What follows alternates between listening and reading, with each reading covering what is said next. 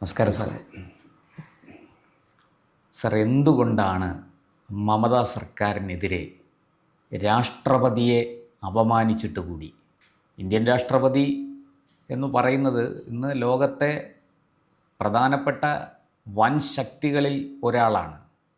വൻ ശക്തിയുള്ള രാഷ്ട്രങ്ങളിൽ ഒരു 5 എടുത്താൽ അതിലൊന്ന് ഭാരതമാണ്. അതിനെ നയിക്കുന്ന അതിൻ്റെ പരമോന്നത പദവിയിലിരിക്കുന്ന ആളാണ് ഇന്ത്യൻ രാഷ്ട്രപതി. ആ രാഷ്ട്രപതിയെ അപമാനിച്ചിട്ടുകൂടി എന്തുകൊണ്ടാണ് മമതാ സർക്കാർ അവിടെ തുടരുന്നത്? എന്തുകൊണ്ട് അവർക്കെതിരെ ശക്തമായ നടപടി വരുന്നില്ല? 356 പോലെയുള്ളൊരു വകുപ്പ് പ്രയോഗിക്കേണ്ട സന്ദർഭമാണിത് എന്നാണ് പൊതുവെ കരുതപ്പെടുന്നത്. എന്തായിരിക്കും സാർ BJP സർക്കാർ ഒരു കർശനമായ നിലപാട് ഇക്കാര്യത്തിൽ സ്വീകരിക്കാത്തത്? ഇതിപ്പോൾ ഈ വിഷയത്തിലേക്ക് കടക്കും മുമ്പ് രാഷ്ട്രപതി ദ്രൗപദി മുർമു ഈ 9ാമത് സാന്താൾ ജനവിഭാഗത്തിൻ്റെ അന്താരാഷ്ട്ര പരിപാടിയിലേക്ക് പങ്കെടുക്കാനാണ് അവിടെ എത്തിയത്, അവരെത്തുന്നത്. ഇപ്പോൾ ബഹുമാനപ്പെട്ട രാഷ്ട്രപതി ഒരു ദേശത്തേക്ക് വരുമ്പോൾ സ്വാഭാവികമായും അത് ഒരു അറിയാമല്ലോ, ഇന്ത്യയുടെ രാഷ്ട്രപതിയാണ്, വലിയ പ്രാധാന്യം കൊടുക്കണം. നമ്മളിപ്പോൾ ഒരു ഗവർണർ വരുമ്പോൾ വേണ്ട ബഹുമാനം കൊടുക്കണം, ഒരു തികഞ്ഞ ആദരവോടുകൂടി വേണം. ഭരണഘടന ശാസിക്കുന്ന ഭരണഘടനയുടെ സംരക്ഷകയാണ്. അതുകൊണ്ടാണ് അവിടെ എത്തുമ്പോൾ സ്വീകരിക്കാത്തതിൽ അല്ലെങ്കിൽ ജനപങ്കാളിത്തം കുറവായതിൽ ഒരു ഇൻഡയറക്റ്റായിട്ട് ഒരു പക്ഷേ മറ്റെന്തോ മനസ്സിൽ വെച്ചുകൊണ്ട് അവിടെ സന്നിഹിതയായില്ല എന്ന് പറയും. വേണ്ട പ്രോട്ടോകോളുകളൊന്നും തന്നെ അവിടെ പാലിക്കപ്പെട്ടിട്ടില്ല. ഈ മുഖ്യമന്ത്രി എന്നുള്ള നിലയ്ക്ക് പ്രോട്ടോകോൾ ഒന്നും പാലിച്ചില്ല. അതുകൊണ്ട് തന്നെ നമ്മുടെ പ്രധാനമന്ത്രി നരേന്ദ്രമോദി കഴിഞ്ഞ ദിവസം ഈ വനിതകളുടെ ഒരു പരിപാടിയിൽ പങ്കെടുത്തുകൊണ്ട് അദ്ദേഹം പറഞ്ഞതും ഇത് രാഷ്ട്രപതിക്ക് നേരെയുള്ള ഇത്തരത്തിലുള്ള ശ്രമങ്ങൾ എന്ന് പറയുന്നത്, ദുരുദ്ദേശപരമായ ഇത്തരം ശ്രമങ്ങൾ, അത് നമ്മുടെ ഭരണഘടനയെ ചോദ്യം ചെയ്യുന്നതിന് തുല്യമാണ് എന്ന് ഭരണഘടനയെ ചോദ്യം ചെയ്യുന്നു, ഒരു വനിതയെ ചോദ്യം ചെയ്യുന്നു, ആദിവാസി വിഭാഗത്തിൽ നിന്നുള്ള ഒരാളിനെ മനഃപൂർവ്വം അപമാനിക്കുന്ന തരത്തിലായിപ്പോയി പെരുമാറ്റം. ഇങ്ങനെ ഒട്ടനവധി കുറ്റങ്ങളാണ് മമതയ്ക്കെതിരെ ഉയർന്നിരിക്കുന്നത്. എനിക്ക് തോന്നുന്നു മിക്കവാറും ചില പത്രങ്ങൾ, ദേശീയ മാധ്യമങ്ങളൊക്കെ അതിരൂക്ഷമായിട്ട് എഡിറ്റോറിയലൊക്കെ എഴുതുകയും ഇതിനെതിരെ ശക്തമായ പ്രതിഷേധം പത്രങ്ങളുടെ ഭാഗത്തുനിന്ന് തന്നെ അവരുടെ എഡിറ്റോറിയൽ പേജുകളിൽ ഈ വിഷയത്തെ നല്ല വിശകലനം ചെയ്തുകൊണ്ടുള്ള ആർട്ടിക്കിളുകൾ, ലേഖനങ്ങൾ ഒക്കെ വന്നിട്ടുണ്ട്. അപ്പോൾ ഇതിനകത്ത് രാഷ്ട്രപതി അവമാനിച്ചു എന്ന തരത്തിൽ BJP ഇതിനെ വ്യാഖ്യാനിക്കുന്ന സമയത്ത് സ്വാഭാവികമായും അവിടെ മുഖ്യമന്ത്രി വരേണ്ടതായിരുന്നു, വന്നില്ല. മറ്റ് ഉദ്യോഗസ്ഥർ വരേണ്ടതായിരുന്നു, കൃത്യമായ രീതിയിൽ അവിടെ പങ്കെടുത്തിട്ടില്ല. ഇനി രാഷ്ട്രപതി പങ്കെടുക്കുന്ന ഒരു ചടങ്ങിലേക്ക് സ്വാഭാവികമായിട്ട് അറിയാമല്ലോ, നമുക്ക് നേരിട്ട് മുൻകൂട്ടി തന്നെ ഇതൊക്കെ തീരുമാനിക്കപ്പെടുകയും മുൻകൂട്ടി തന്നെ വേദി എവിടെയാണെന്ന് ഫിക്സ് ചെയ്യുകയും ഒക്കെ ചെയ്ത് വളരെ ഭംഗിയായിട്ട് നടത്തി തീർക്കുക എന്നുള്ളതാണ്. പക്ഷേ ഇവിടെ ഇത്രയും ഒരു വലിയ വിഭാഗം ജനം വരുമ്പോൾ ഉൾക്കൊള്ളാൻ കഴിയുന്ന ഒരു വേദിയല്ല എന്ന കാരണത്താൽ വേദി മാറ്റുകയായിരുന്നു ചെയ്തത്. അപ്പോൾ വേദി മാറ്റി ഒരു വലിയ വേദി വേണമെന്ന് രാഷ്ട്രപതിക്കും, കാരണം ഇത്രയും അധികം ആൾക്കാരുടെ പങ്കാളിത്തമാണ് അവിടെ വരുന്നത്. വലിയ ജനക്കൂട്ടത്തെയാണ് പ്രതീക്ഷിച്ചിരുന്നത്. അതുകൊണ്ട് തന്നെ ആദ്യം അങ്ങനൊരു വലിയ ജനക്കൂട്ടം എത്തുമെന്ന് കരുതി ഒരു വേദി തയ്യാറാക്കുകയും അല്ലെങ്കിൽ വേദി തീരുമാനിക്കുകയും പിന്നീട് അത് മാറ്റുകയും ചെയ്തു. ഈ മാറ്റിയത് കൃത്യമായി എല്ലാവരെയും അറിയിച്ചുകൊണ്ടല്ല എന്നാണ് രാഷ്ട്രപതിയുടെ ഓഫീസ് പറയുന്നത്. അല്ല, വേദി മാറ്റുന്നതിന് ഒരുപക്ഷെ സംസ്ഥാന സർക്കാരിൻ്റേതായ ചില ന്യായങ്ങളും ഒക്കെ ഉണ്ടാവും. കാരണം രാഷ്ട്രപതി പോലാണ് പങ്കെടുക്കുന്നത്. ചില വേദികളിൽ ഏതെങ്കിലും തരത്തിലുള്ള സംശയങ്ങൾ ഉയർന്നാൽ എപ്പോഴും ഒരു വേദി മാത്രമായിരിക്കില്ല, സുരക്ഷാ കാരണങ്ങളാൽ പലതും പറയാനുള്ള. പക്ഷേ സാർ, അങ്ങനെ പറയുമ്പോഴും ഈ രാഷ്ട്രപതി ബംഗാളിൽ എത്തുമ്പോൾ സ്വീകരിക്കേണ്ടത് ഗവർണർ, മുഖ്യമന്ത്രി അല്ലെങ്കിൽ മുഖ്യമന്ത്രിയുടെ പ്രതിനിധി. രണ്ടാമത് മുഖ്യമന്ത്രിയാണ് വരേണ്ടത്. പക്ഷെ മുഖ്യമന്ത്രിക്ക് വരാൻ അസൗകര്യം ഉണ്ടെങ്കിൽ പ്രതിനിധി അയക്കാം, മന്ത്രിസഭയിലെ ഒരാളായിരിക്കണം എന്നുള്ളതാണ് അതിൻ്റെ ചട്ടം. അത് പൊടുന്നനവേ ഈ ആനന്ദ ബോസ് ഗവർണർ സ്വീകരിക്കേണ്ട ഒരാളായിരുന്നു. അദ്ദേഹത്തെ ഡൽഹിയിൽ വിളിച്ചെടുത്തിട്ട് അത് തൊട്ട് മുമ്പായി തന്നെ ഈ ചടങ്ങിൽ നിന്ന് പങ്കെടുക്കാനുള്ള, ഗവർണർ എന്നുള്ള നിലയിൽ പങ്കെടുക്കാൻ അദ്ദേഹത്തിന് കഴിയാത്ത ഒരവസരം അദ്ദേഹം രാജിവെക്കുന്നു. പിന്നെയുള്ളത് മുഖ്യമന്ത്രിയാണ്. മുഖ്യമന്ത്രി ഇപ്പോൾ പറയുന്ന ന്യായം എന്ന് പറയുന്നത് നമ്മൾ പറയുമ്പോൾ രണ്ട് ഭാഗവും നമ്മൾ പറയണം. രാഷ്ട്രപതി വരുമ്പോൾ ഇങ്ങനെയൊക്കെയാണ് ഇല്ലയെന്ന് പറയുന്നില്ല. പക്ഷേ എങ്കിലും മമത ഉയർത്തുന്ന വാദം മറ്റൊന്നാണ്. മമത പറയുന്നതെന്ന് പറയുന്നത് ഞാനൊരു കുത്തിയിരിപ്പ് സമരത്തിലാണ്, അത് ജനങ്ങളുടെ സമരമാണ്, ജനങ്ങളുടെ ഭാഗത്ത് നിന്നുകൊണ്ടുള്ള ഒരു പ്രവർത്തനത്തിൽ മുഴുകിയിരിക്കുന്ന ഞാൻ അന്ന് പിന്നെ എങ്ങനെ അവിടെ എത്തും? എനിക്ക് ജനങ്ങളാണ് മുഖ്യം എന്നുള്ള തരത്തിൽ അവിടെ അതൊരു ബാലിശമായ മറുപടിയല്ലേ വാസ്തവത്തിൽ? കാരണം ജനങ്ങൾക്ക് വേണ്ടി കുത്തിയിരിക്കുന്നു എന്നൊക്കെ മമത പറയുമ്പോൾ ഒരു മറുവിഭാഗമുണ്ട് അതിനെ എതിർക്കുന്നത്, അതവിടെ നിന്നോട്ടെ. പക്ഷേ ഇന്ത്യൻ രാഷ്ട്രപതിയാണ് വരുന്നത്, തീർച്ചയായിട്ടും മറ്റെന്ത്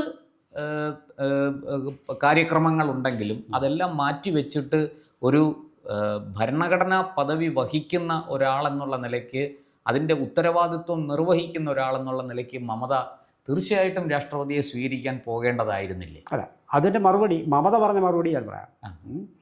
ഈ പറഞ്ഞത് ഇപ്പോൾ പ്രശാന്ത് ചോദിച്ച കാര്യം എന്ന് പറയുന്നത് ഇതിൻ്റെ മറുപടിയാണ് മമത പറഞ്ഞത്. അതായത് മമത പറയുന്നത് നിങ്ങൾ 50 തവണ ഒരു രാഷ്ട്രപതി ഒരു സംസ്ഥാനത്തേക്ക് വന്നാൽ ഞാൻ 50 തവണയും ഞാൻ അങ്ങനെ എത്തും. ഇലക്ഷൻ അടുത്തിരിക്കുന്ന സമയമാണ്, ഞാൻ ജനങ്ങൾ SIR എന്ന് വൻതോതിൽ ആൾക്കാർ ഒഴിവാക്കപ്പെട്ടിരിക്കുന്ന ഒരു സമയമാണ്. ആ ഒഴിവാക്കപ്പെട്ടവർ അത് അനീതിയാണ്. ആ എൻ്റെ ജനങ്ങളോട് കാണിച്ച അനീതിക്കെതിരെ കുത്തിയിരിപ്പ് സമരത്തിലാണ് ഞാൻ. 50 തവണയും നിങ്ങൾ വന്നാൽ ഞാൻ എങ്ങനെ എത്തും? വിശേഷിച്ചും തിരഞ്ഞെടുപ്പ് സമയത്തെത്തിയാൽ എനിക്കവിടെ എത്താൻ കഴിയുമോ? ഞാൻ മറ്റൊരു സമരത്തിലല്ലേ? സ്വാഭാവികമായിട്ടും അമ്മയെ പ്രകോപിപ്പിച്ചിട്ടുള്ളതെന്ന് പറയുന്നത് ഇത് അവിടെ പങ്കെടുക്കേണ്ടിയിരുന്നത് പിന്നെ ആനന്ദ ബോസാണ്. ഈ ഒരു രാജി സമയമായതുകൊണ്ട് ആനന്ദ ബോസിന് പങ്കെടുക്കാൻ കഴിയത്തില്ല.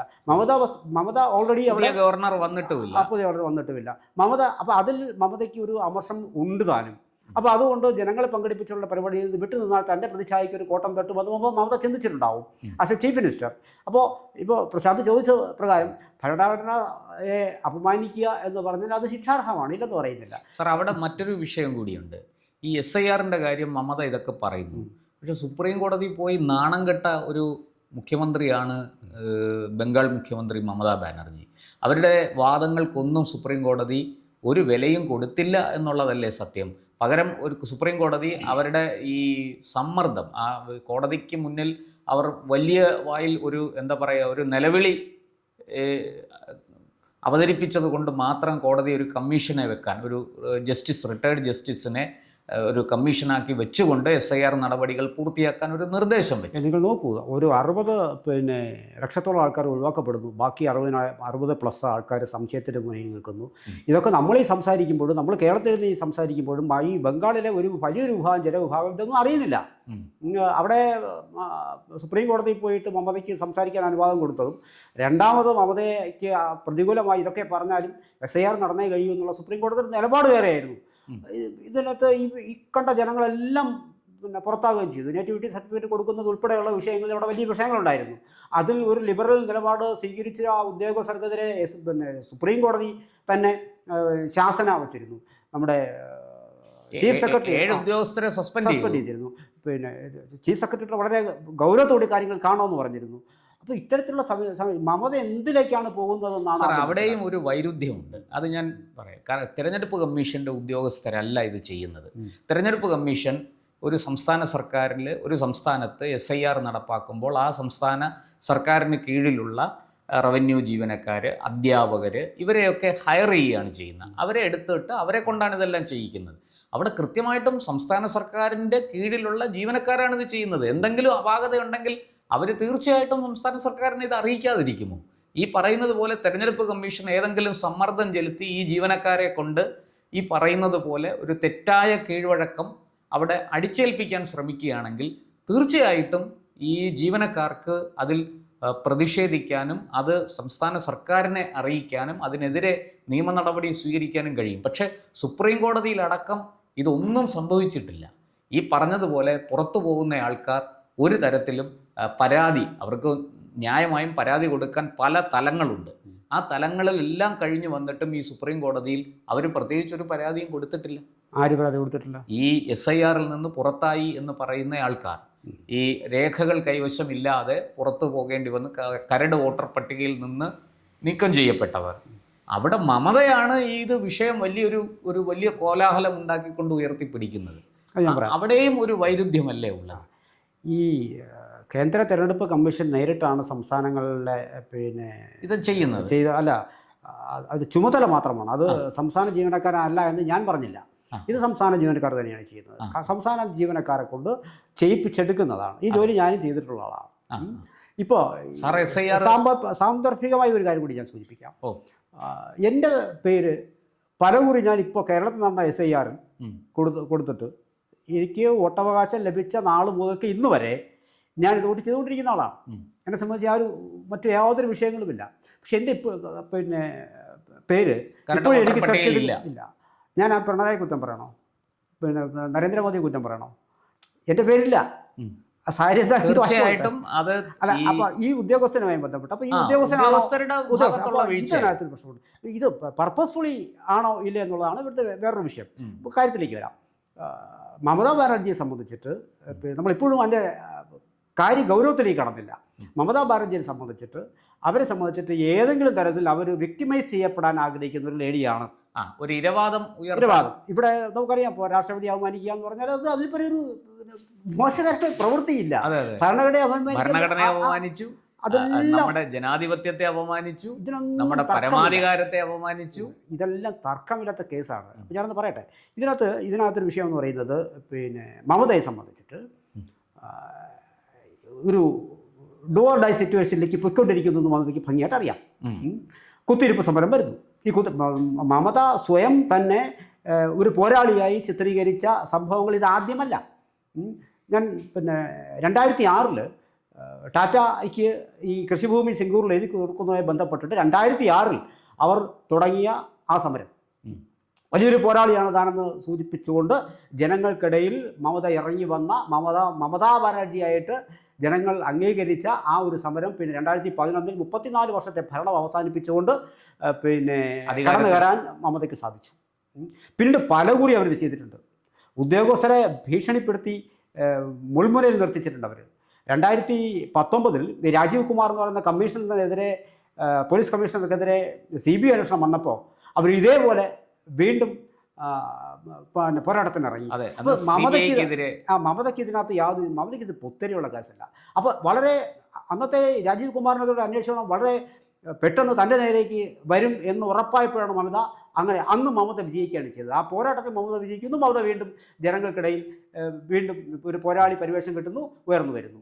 തൻ്റെ എന്താണ് ഈ സ്ഥിരമായിട്ട് ഇരവാദം മുഴക്കിയതാ എന്നെ ദ്രോഹിക്കുന്നു. ജനങ്ങൾക്കത് തോന്നില്ല എന്നാണ് ഞാൻ പറഞ്ഞത്. ജനങ്ങൾക്ക് തോന്നില്ല. അപ്പോൾ എപ്പോഴും മുഖ്യമന്ത്രിയെ സംബന്ധിച്ചിട്ട് ഒറ്റ പോരാളിയാണ് അവിടെ.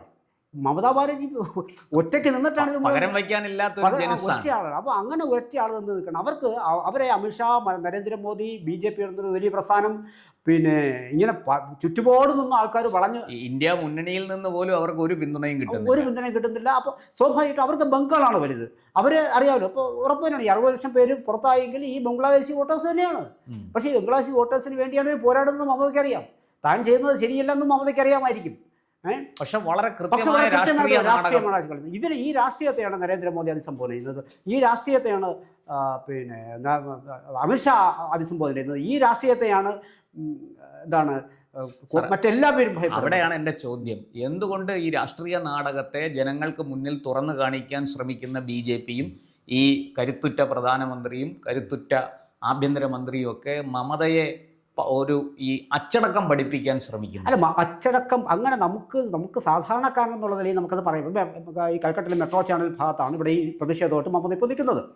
അവർ പാത്രമൊക്കെ വെച്ചിട്ട് കൂട്ടി അവർ ഇതിനിടയിൽ തന്നെ വളരെ രൂക്ഷമായി നരേന്ദ്രമോദിക്കെതിരെ ഞാനല്ല അപമാനിച്ചത്, താങ്കളാണ് അപമാനിച്ചത് എന്ന് പറഞ്ഞുകൊണ്ട് പഴയ ഒരു പടമെടുത്ത് കാണിക്കുകയും ചെയ്തിരുന്നു. രാഷ്ട്രപതി നിൽക്കുമ്പോൾ ഇദ്ദേഹം ഇരിക്കുന്നൊരു പടമെടുത്ത് ഇതിനെ കൗണ്ടർ ചെയ്യുന്നുണ്ട്. ചുരുക്കത്തിൽ പറഞ്ഞാൽ ഇവിടെ മമതയ്ക്ക് ഭംഗിയായ ഒരടി കൊടുക്കാൻ, രാഷ്ട്രീയമായ അടി കൊടുക്കാൻ നരേന്ദ്രമോദിയോ കേന്ദ്ര സർക്കാരോ തുനിഞ്ഞാൽ അതായിരിക്കും മമതയുടെ അടുത്ത ജീവൻ രക്ഷാമാർഗം എന്ന് പറയുന്നത്.